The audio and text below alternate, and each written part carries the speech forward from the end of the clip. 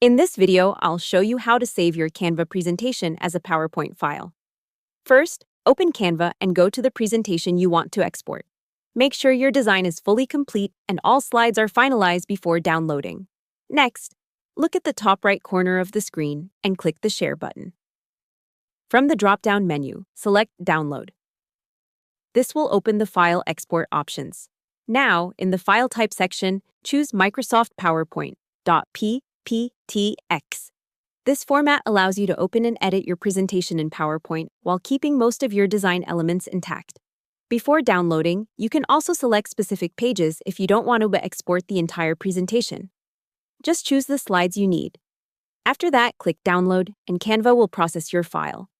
Once it's ready, the PowerPoint file will be saved to your computer. Finally, open the file in Microsoft PowerPoint to review it. Double-check fonts, animations, and layout, as some elements may look slightly different after export. And that's it. You've successfully converted your Canva presentation into a PowerPoint file. Hope the tutorial was helpful, subscribe to my channel, and see you in the next video.